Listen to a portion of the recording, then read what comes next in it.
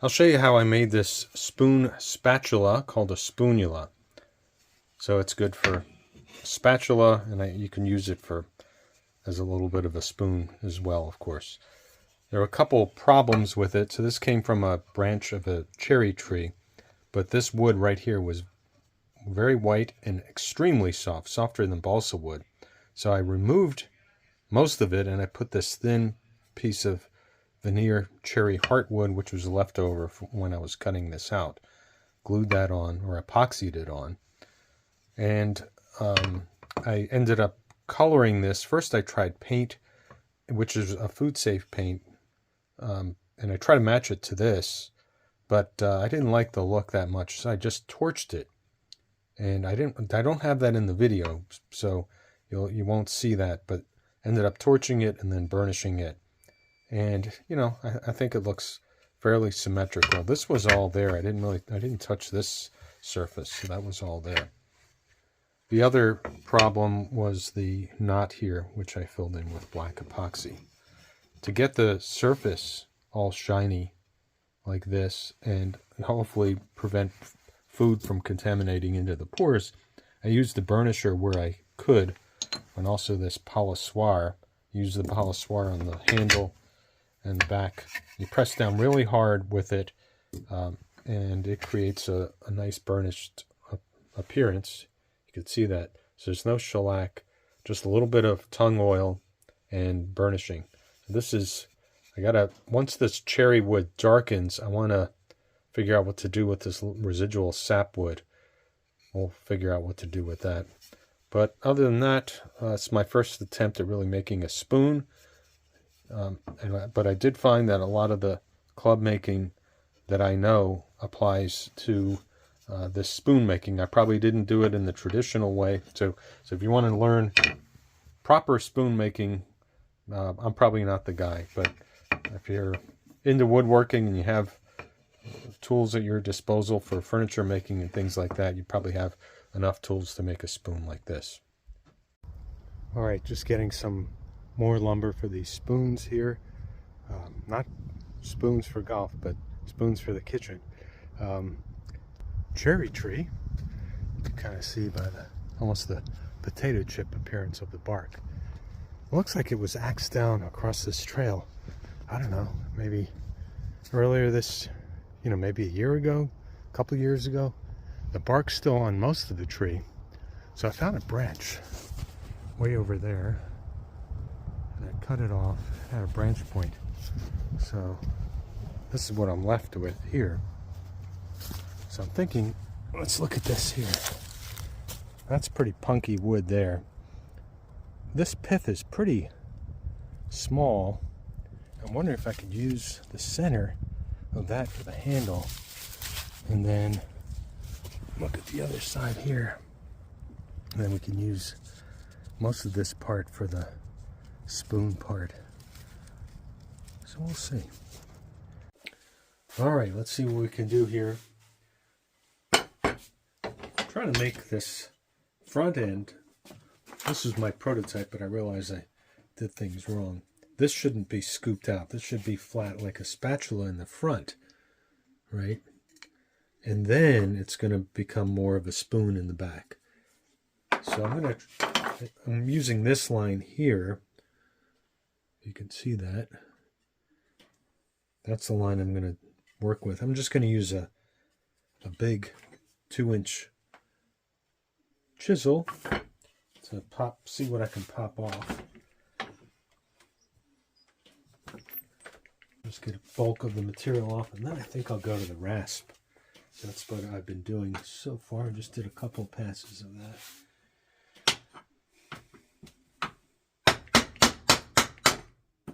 Just take some chunks off. Probably could use a draw knife for this too, I guess.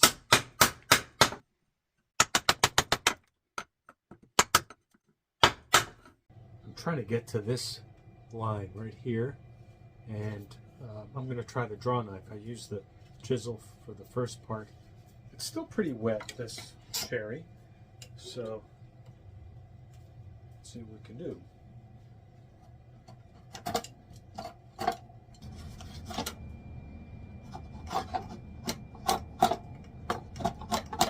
Now I have a P-cargo gouge next. But, oop, I guess I got a lot more on that side I got to do. But on this side, I'm getting closer to the line. This side I have to do a lot more. So let me just clean that up.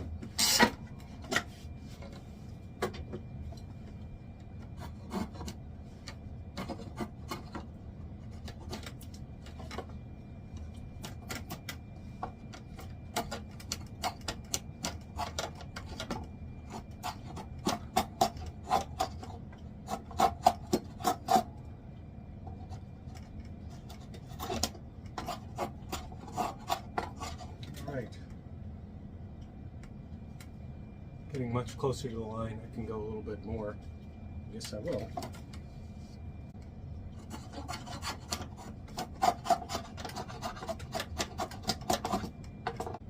All right, getting closer.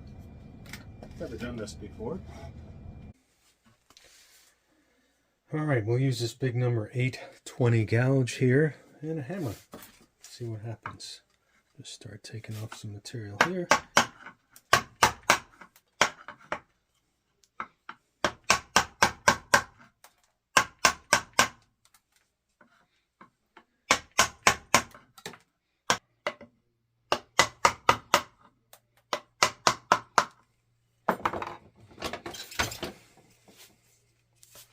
So I'll have plenty of room here in terms of thickness.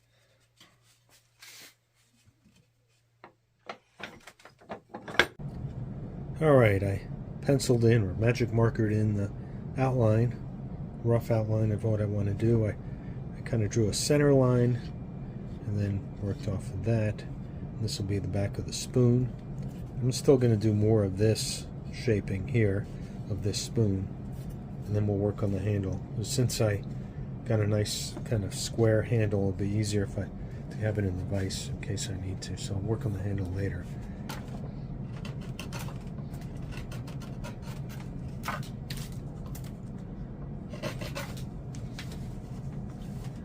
Plenty of thickness left.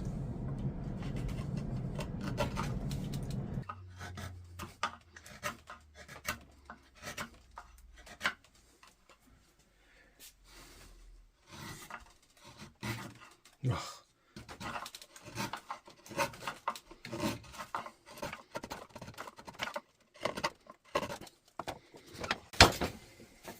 I'm just getting there. All right, let's see how this folk shave does.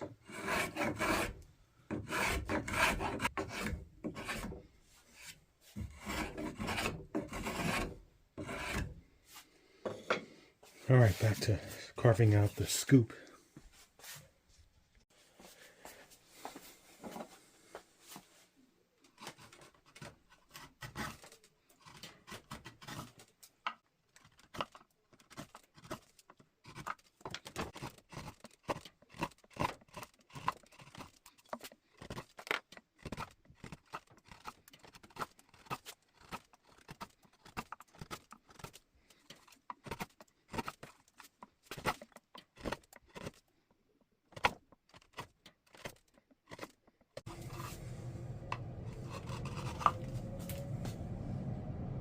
I'm just using this curved scraper here.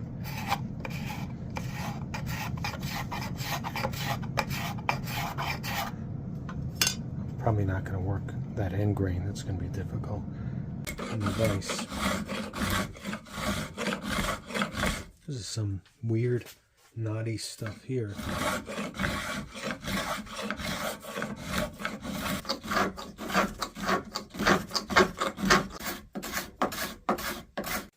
Yeah, for this part I'm just going to use cabinet rasp.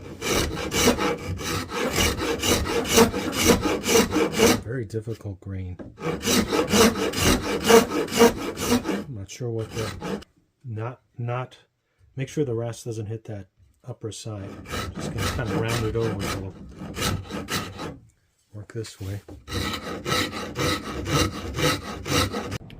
Alright, that's after the rasp. Got some more work to go. That's how I make the neck. Very similar to making the neck of the golf club head. the other way. See how I'm just creating that little spine there.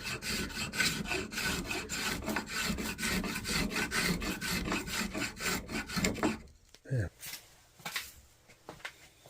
Definitely making golf clubs helps. A lot of the curves are kind of similar, especially around this neck area.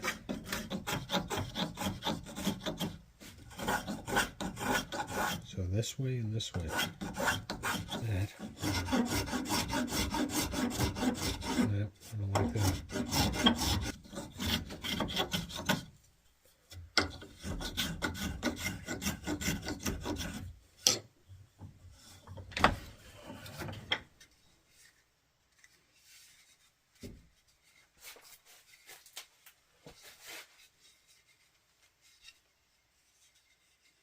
Taper down this spatula, get a nice fine edge on it. Not too fine, I guess.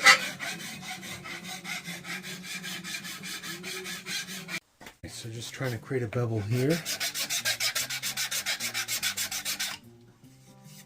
Actually, I think I'm going to do the unicorn sharpening.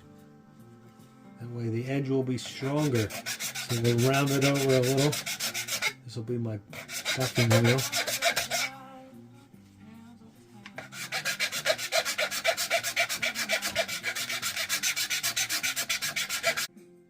Biggest regret is this really soft sapwood. I don't know if I'll let it dry a little bit more, if it's going to harden up a little bit. I got this knot here. I was thinking putting a little epoxy in there. I'll cut the handle off a little bit here and round it over on the end.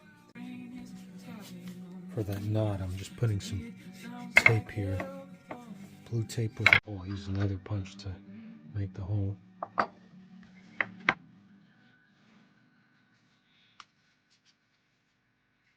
For this part, I ended up also using black epoxy on top of it.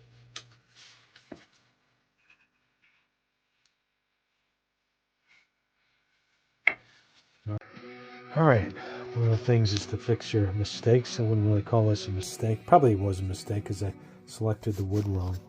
But I'm going to use this little piece of wood and inlay it in here. It's outlined by the pencil mark here.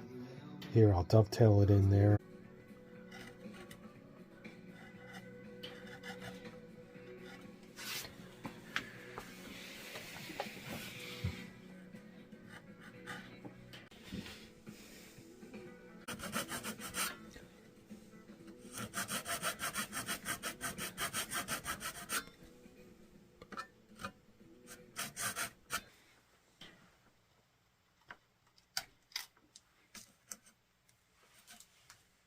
I'll use the file now.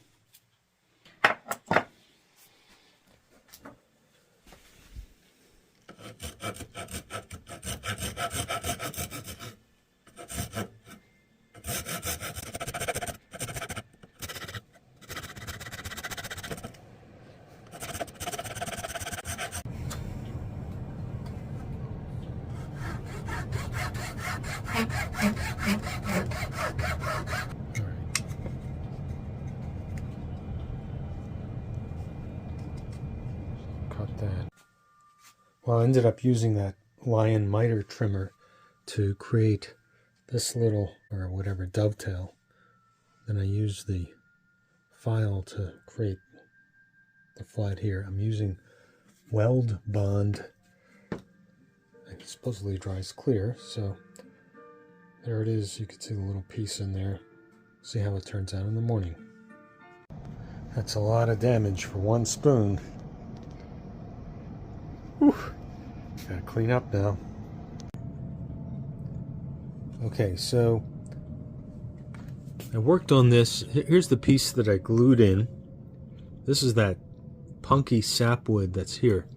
I used some ivory black Williamsburg paint, which is just crushed bone and linseed oil. I think it's food safe from what I read. I looked at the SDS chart, so it should be fine. And I put the paint on, and right now, so what I did was I burnished it with this.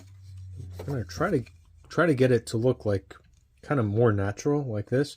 But there was a stark difference between the very white wood here and the heartwood here. So that sapwood really soaked up the paint also. So I'm trying to get some of that off to make it a little more natural.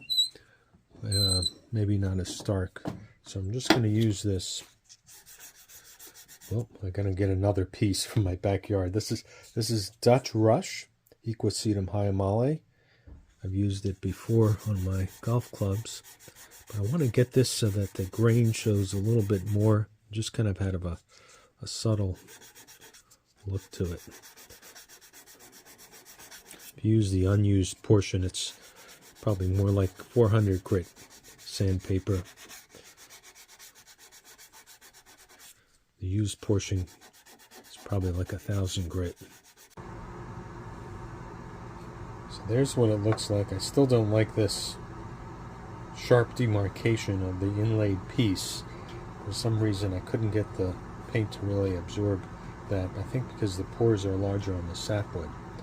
Another option I'm thinking of, so you can see it kind of looks similar to the other side, and that I didn't do anything. That's just spalted cherry, I guess. So I'm thinking of maybe burning it on the edge real quick and see if I can get a more consistent look there. This is how it looked after I torched it with the flame. And that's how it looks at the finish. Ready to flip some pancakes.